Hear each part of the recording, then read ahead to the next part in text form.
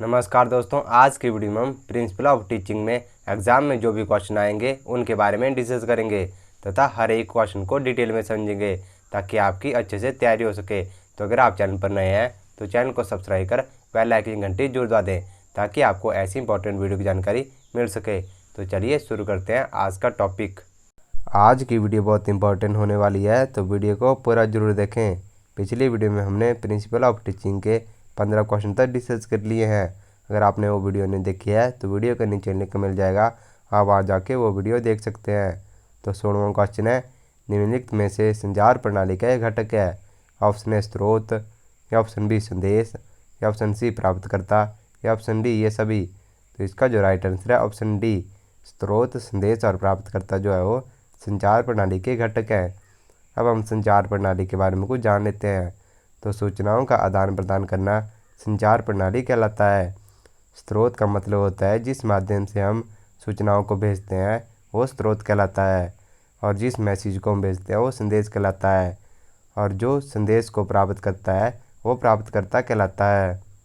17वां question है, निम्नलिखित में से कौन सी तकनीक सहायक सामग्री की वास्तविक स्थिति का प्रभाव दे रही है। तो वास्तविक स्थिति का मतलब होता है कि उस स्थान का हमें अनुभव दे रही है। तो ऑप्शन ए चार्ट, या ऑप्शन बी सिमुलेटर, या ऑप्शन सी चुंबकीय बोर्ड, या ऑप्शन डी चौक बोर्ड। तो इसका जो राइट आंसर है ऑप्शन बी सिमुलेटर। सिमुलेटर का मतलब होता है नमूना। तो नमूना जो है वो तकनीक सहायक सामग्री की वास्तविक स्थिति का प्रभाव दे रही है। अब हम इस क्वेश्चन को एक उदाहरण से समझेंगे। तो मान लो आपने विद्यार्थियों को एक इंजन पढ़ाना है, तो इंजन पढ़ाने के लिए आपने एक चार्ट बना दिया और चौक बोर्ड पर डायग्राम बना दी, और दूसरी तरफ आपने एक इंजन का नमूना तैयार कर लिया। तो विद्यार्थियों के लिए कौन ज़्यादा इफेक्टिव होगा कि जो आपने नमूना तैयार किया है यानी कि सिमुलेटर तैयार किया है, वो जो है विद्यार्थियों के लिए बहुत ही ज़रूरी होगा, क्योंकि वो हमें सहायक सामग्री की वास्तविक स्थिति का में अनुभव दे रहा है। अब तो आप समझ गए होंगे इस क्वेश्चन के बारे में। 18वां क्वेश्चन है, निम्नलिखित में से कौन सी एक अध्यापन सामग्री है। अध्यापन सामग्री का मतलब होता है कि पढ़ाने की प्रक्रिया में जिस भी मटेरियल का हम प्रयोग करते हैं उसे हम अध्यापन सामग्री कहते हैं। तो ऑप्शन ए लेसन प्लान, या ऑप्शन बी इंफॉर्मेशन सीट, या ऑप्शन सी जॉब सीट, या ऑप्शन डी एक्सपेरिमेंट सीट। तो इसका जो राइट आंसर है ऑप्शन ए, लेसन प्लान जो है वो अध्यापन सामग्री है। बाकी इंफॉर्मेशन सीट, जॉब सीट और एक्सपेरिमेंट सीट में प्रैक्टिकल की प्रक्रिया पूरी होती है। तो लेसन प्लान में जिस भी टॉपिक को आप पढ़ाएंगे उसके रिलेटेड सभी जानकारी लिखी होती है, जो कि एक अध्यापक के लिए बहुत ही ज़रूरी होती है। 19वां क्वेश्चन है, operation seat is made by, परिचालन पत्रक डैश डैश के द्वारा बनाई जाती है। तो ऑपरेशन सीट का मतलब होता है कि जो भी प्रक्रिया आपने करनी है वो कैसे की जाएगी, वो ऑपरेशन सीट में आता है।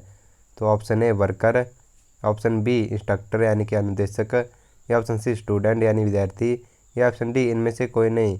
तो इसका जो राइट आंसर है ऑप्शन बी, अनुदेशक जो है वो ऑपरेशन सीट तैयार करता है, बाकी फिर विद्यार्थी उसे इम्प्लीमेंट करते हैं। 20वां क्वेश्चन है, निम्नलिखित में से कौन सी सामग्री विद्यार्थी द्वारा तैयार की जाती है। ऑप्शन ए ऑपरेशन सीट, या ऑप्शन बी इंफॉर्मेशन सीट, या ऑप्शन सी असाइनमेंट सीट, या option D none of these. तो इसका जो राइट आंसर है ऑप्शन डी, इनमें से कोई भी सीट जो है वो विद्यार्थी तैयार नहीं करता। ऑपरेशन सीट, इंफॉर्मेशन सीट और असाइनमेंट सीट जो है वो एक अनुदेशक यानी कि इंस्ट्रक्टर या फिर टीचर तैयार करता है, बाकी फिर विद्यार्थी उसे इम्प्लीमेंट करते हैं। 21वां क्वेश्चन है, WIM में W से अभिप्राय है। ऑप्शन ए रिटन, या ऑप्शन बी राइटर, या ऑप्शन सी रोज, या ऑप्शन डी वर्क। तो इसका जो राइट आंसर है ऑप्शन ए रिटन।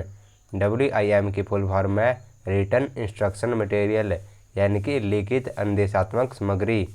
अब हम जानेंगे WIM के बारे में, जिसे कि रिटन इंस्ट्रक्शन मटेरियल कहते हैं, यानी कि लिखित अनुदेशात्मक सामग्री कहते हैं।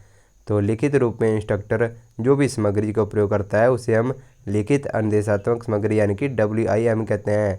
तो अनुदेशक यानी कि इंस्ट्रक्टर जो है वो लिखित रूप में निम्नलिखित सामग्री प्रयोग करता है, जैसे कि lesson plan, demonstration plan, information seat, operation seat, job seat और experiment seat.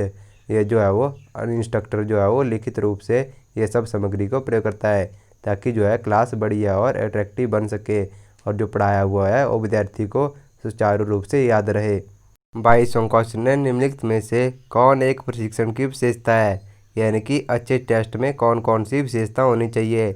Option A validity यानी कि वैधता, या ऑप्शन बी विश्वसनीयता, या ऑप्शन सी ऑब्जेक्टिविटी यानी कि उद्देश्यता, या option D all of this यानी कि ये सभी। तो इसका जो राइट आंसर है option D all of this यानी कि वैधता, विश्वसनीयता, उद्देश्यता जो है वो एक टेस्ट में होनी चाहिए।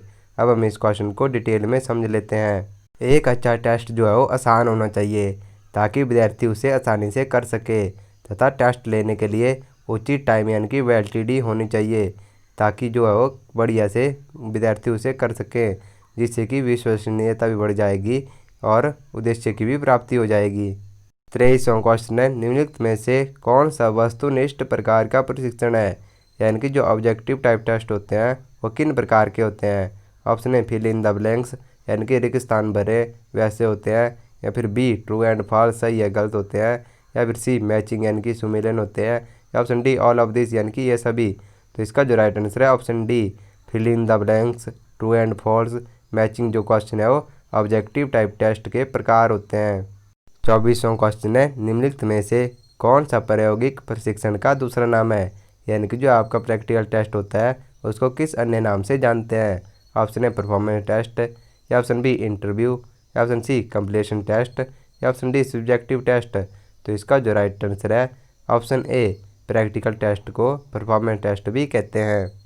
25वां क्वेश्चन है, साक्षात्कार एक प्रकार का डैश है, यानी कि जो इंटरव्यू होता है वो किस प्रकार का टेस्ट होता है। ऑप्शन ए रिटन टेस्ट, या ऑप्शन बी ऑब्जेक्टिव टेस्ट, या ऑप्शन सी परफॉर्मेंस टेस्ट, या ऑप्शन डी ऑरल टेस्ट। तो इसका जो राइट आंसर है ऑप्शन डी ऑरल टेस्ट, यानी कि मौखिक जो प्रशिक्षण होता है वो इंटरव्यू के अंतर्गत आता है। 26वां क्वेश्चन है, कार्यशाला में आग बुझाने के लिए क्या व्यवस्था रखनी चाहिए। ऑप्शन ए अग्निशामक यंत्र, या ऑप्शन बी पानी से भरी बाल्टियाँ, या ऑप्शन सी रेत से भरी बाल्टियाँ, या ऑप्शन डी ये सभी। तो इसका जो राइट आंसर है ऑप्शन डी आग बुझाने के लिए आपके पास अग्निशामक यंत्र, पानी से भरी बाल्टियाँ, रेत से भरी बाल्टियाँ वर्कशॉप में होनी चाहिए ताकि आग जो है वो आसानी से बुझाई जा सके और कोई नुकसान ना हो। 27वां क्वेश्चन है, एक अच्छी गृह व्यवस्था में डैश शामिल है, यानी कि जो एक अच्छी हाउसकीपिंग है उसमें क्या क्या शामिल होता है। ऑप्शन ए स्वच्छता, या ऑप्शन बी मशीन के लिए स्थान, या ऑप्शन सी भंडारण के लिए स्थान, या option D all of this. तो इसका जो राइट आंसर है ऑप्शन डी एक अच्छी हाउसकीपिंग में स्वच्छता भी होनी चाहिए, मशीन के लिए अलग स्थान होना चाहिए और स्टोर के लिए भी अलग स्थान होना चाहिए। अभी हमारा 5S कंप्लीट होगा। 28वां क्वेश्चन है, अच्छे अनुशासन का सर्वोत्तम नियम है कि उन्हें डैश रखें, यानी कि जो गुड डिसिप्लिन है उसको बनाए रखने के लिए क्या करना चाहिए। ऑप्शन ए कार्य में व्यस्त, या ऑप्शन बी निष्क्रिय, या ऑप्शन सी भयभीत, या ऑप्शन डी मित्रवत।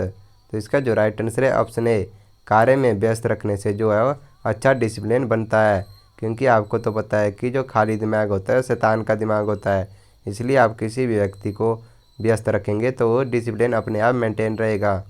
29वां क्वेश्चन है, निम्नलिखित में से कौन सा अग्निशामक का एक प्रकार नहीं है, यानी कि इनमें से कौन सा फायर एक्सटिंग्विशर का प्रकार नहीं है। ऑप्शन ए कार्बन डाइऑक्साइड, या ऑप्शन बी कार्बन टेट्राक्लोराइड, या ऑप्शन सी फोम, या ऑप्शन सी कार्बन मोनोऑक्साइड। तो इसका जो राइट आंसर है ऑप्शन डी कार्बन मोनोऑक्साइड जो है वो अग्निशामक नहीं है, यह एक प्रकार की गैस होती है। और कार्बन डाइऑक्साइड, कार्बन टेट्राक्लोराइड और फोम जो है वो एक प्रकार के फायर एक्सटिंग्विशर है जो कि आग को बुझाने में सहायक होते हैं। 30वां क्वेश्चन है, निम्न में से कौन सा एक अच्छे प्रवर्धनदाता का गुण नहीं है, यानी कि जो अच्छा सलाहकार होता है उसमें क्या गुण नहीं होना चाहिए। ऑप्शन ए उसे जजमेंटल होना चाहिए, या ऑप्शन बी उसका संवाद कौशल अच्छा होना चाहिए, या ऑप्शन सी उसमें दूसरों की भावनाओं को समझने की क्षमता होनी चाहिए, या ऑप्शन डी उसे शिष्टता से वस्त्र धारण करना चाहिए। तो इसका जो राइट आंसर है ऑप्शन ए उसे जजमेंट होना चाहिए। जजमेंट का मतलब होता है कि अनुमान, यानी कि जो अच्छा सलाहकार होता है वो तुक्के लगाने वाला नहीं होना चाहिए। अच्छा सलाहकार वो होता है जो अपना जो निर्णय ले उसको फुल कॉन्फिडेंस पे अप्लाई करे। इसी प्रकार हमारे प्रिंसिपल ऑफ टीचिंग में पूछे गए 30 क्वेश्चन तक कंप्लीट होते हैं। आगे के क्वेश्चन हम अगली वीडियो में डिस्कस करेंगे। तो मिलते हैं जल्दी नई वीडियो के साथ, तब तक के लिए जय हिंद जय भारत।